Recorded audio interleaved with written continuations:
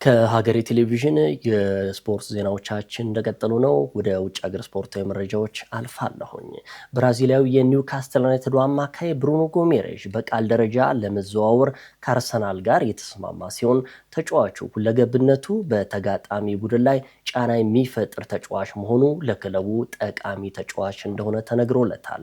የእንግሊዝ ፕሪሚየር ሊግ ሻምፒዮኑ አርሰናል የመሃል ክፍሉን ይበልጥ ለማጠናከር ሲል በሚያደርገው ጥረት ላይ ለኒውካስትል ዩናይትድ አምበል ብሩኖ ጎሜሬዥ መጀመሪያ ያቀረበው 55 ሚሊዮን ፓውንድ ውድቅ ከተደረገ በኋላ አሁን ደግሞ የተሻሻለ 70 ሚሊዮን ፓውንድ ይፋዊ ጥያቄ ለማቅረብ የተዘጋጀ ሲሆን ከ28 ዓመቱ ብራዚላዊ አማካይ ጋር በግል ጥቅማ ጥቅሞች ላይ ውሉ በስምምነት ደረጃ እንደተቋጨም ተነግሯል። ብሩኖ ጎሜሬዥ ባለፉት 5 ዓመታት በኒውካስትል ዩናይትድ ቤት 195 ጨዋታዎችን አድርጎ የካራባው ዋንጫን በማንሳት የ70 ዓመታት የዋንጫ ድርቃቸውን እንዲያበቃም ረድቷቸዋል። ተጫዋቹ አርሰናልን የሚቀላቀል ከሆነም ከዴክላን ራይስ፣ ማርቲን ዙብሜንዴ፣ ማርቲን ኦዲጋርድ፣ ሚካኤል ሜሪዮን እና ኤብሬች ኢዜ ጋር የሚቀላቀል ይሆናል።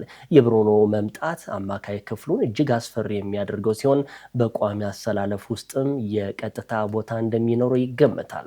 አርሰናል ከፍተኛ ጫና የሚያደርጉበት ተጋጣሚዎች ሲገጥሙት ከመካከለኛ ክፍሉ ኳስ መስርቶ ለመውጣት የሚያጋጥመውን ችግር ብሩኖ በብቃት ይቀርፈዋል ተብሎም ይጠበቃል። ተጫዋቹ በከባድ የተጋጣሚ ቡድን ውስጥ ሆኖ ኳስን የመቆጣጠር የመዞርና መስመር ሰባሪ ኳሶችን የማሰራጨት ልዩ ብቃት እንዳለውም ይገለጻል።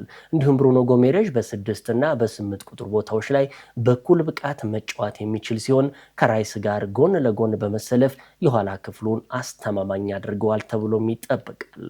ቀደም ሲል ግራኒት ዣካ ይጫወትበት በነበረው የግራ ቁጥር 8 ቦታ ላይ በመሰለፍ ወደ ተጋጣሚ ሳጥን ዘልቆ በመግባት ጎሎችንና ለጎል የሚሆኑ ኳሶችን ማበርከት እንደሚችልም ይጠበቃል።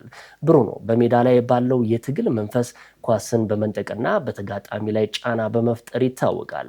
ባለፈው የውድድር ዘመን በኒውካስትል ዩናይትድ ቤት 9 ጎሎችንና 5 አሲስቶችን ያስመዘገበ ሲሆን ከአማካይ መስመር ተነስቶ ጎል የሚያስቆጥር ተጫዋች እጥረት ለነበረበት አርሰናል ተጨማሪ የግብ አማራጭ ይሆናል ተብሎም ይጠበቃል።